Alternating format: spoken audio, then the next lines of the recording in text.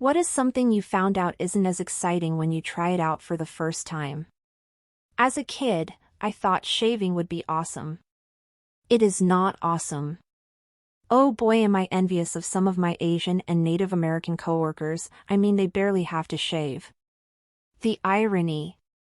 They're envious how I can grow facial hair. If you can grow good facial hair, then facial hair is great. If your facial hair sucks, then having facial hair sucks. This, 40-year-old and it's still patchy. Look like I should be begging for change at the gas station if I let it go for a while. One of my close friends has this experience. It's funny because when we were 14 he already had a patchy beard while the rest of us had no facial hair. That combined with his dad having a big bushy beard, we all assumed he'd have a cracking beard when he grew up. We're in our early 30s now, and while he's a handsome dude, if he goes a while without shaving he looks like someone who might rob me for meth money.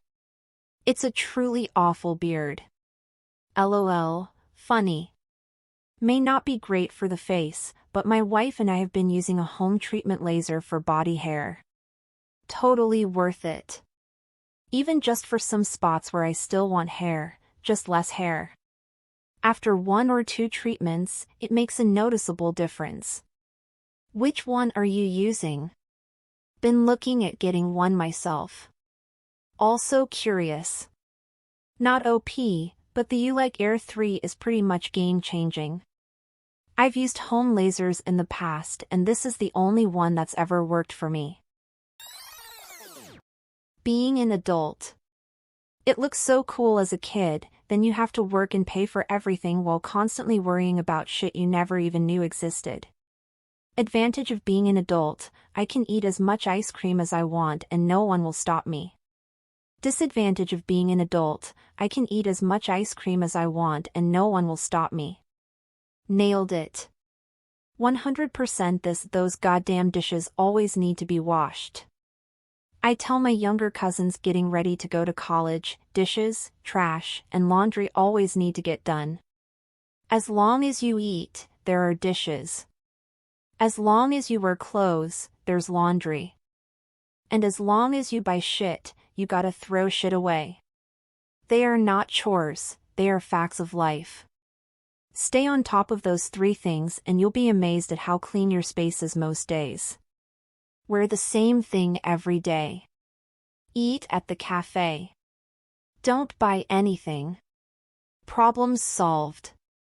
So, you a Buddhist monk? When I'm grown up, I'm gonna have my own money to spend on whatever I want. Nope. I do have money to spend on whatever I want, but the list of things I want is long and the money doesn't usually last past the first 2 items on that list. Turns out not freezing or starving to death is pretty expensive. I'm a grown-ass man who has money to spend on whatever I want after saving for half a year and making sure I survive long enough to get to the point where I can make the purchase. And then finding out that you don't really want it after all. This. Before making any purchase that's not an absolute necessity, I take around a week to think whether I actually need/want it. As a result, I have way too much money to spend on the things that I actually want.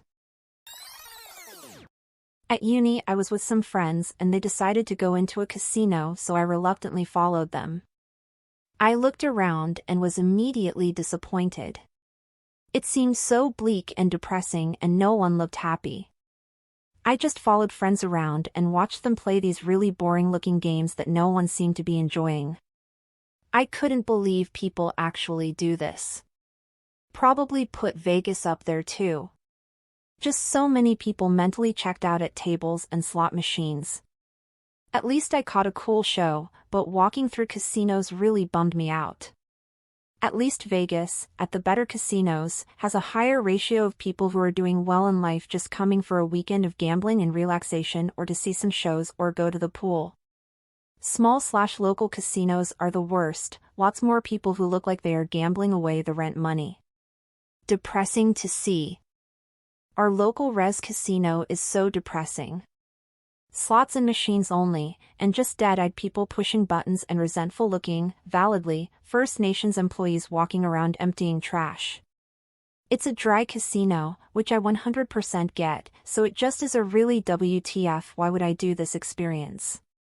Went to one for the first time with my family for my grandmother and auntie who were visiting from overseas. There were so many people that looked so unbelievably miserable and addicted. It's such an odd experience watching people lose hundreds in seconds and their facial expression not even changing in the slightest.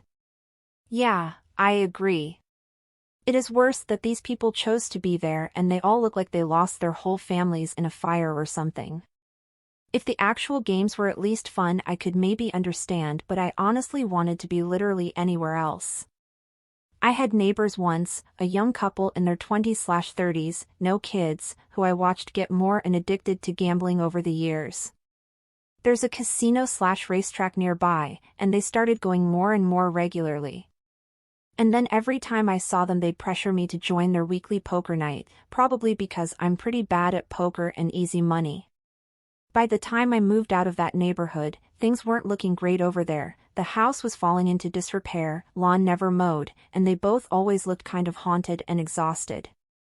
They went to the casino every weekend at minimum. It was sad to watch. They were a really nice couple otherwise, always friendly. My dog loved their dogs and had play dates with them in my yard because it was fully fenced. Owning a horse. I was a horse-obsessed girl when I was little. My mother used to own horses, so all her stories just made me want to be around them.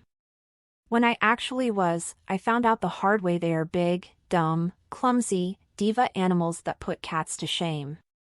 They're also a lot of work, so much work. Very much a come-down-to-earth moment. Same goes for chickens. They're fun, just wasn't expecting them to be such violent little dinosaurs.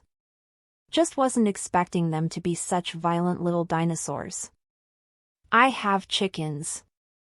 If they were large enough to fight me, they would eat me the moment they saw me. If they were smart enough, their evil little fascist brains would be trying to restart the Third Reich. As it is, I give them food and lodging, they give me top-quality eggs and a cool icebreaker for my neighbors. Heya Jim. Heya Bob. Air. Do you know your hens have been scratching swastikas into the dirt? Drinking €400 bottle of claret when my wine collecting mate had a tasting for some friends. I love red wine, but it just didn't seem that special. I know the problem is probably my taste buds. I wouldn't be so hard on yourself. I've been working in hospitality for 7 years and I have, in that time, tasted my fair share of wines of varying values. You can absolutely taste the difference between a 5-pound bottle of wine and a 50-pound one, but, in my opinion at least, once you start to go much above that, the extreme differences in price are not matched by the difference in quality.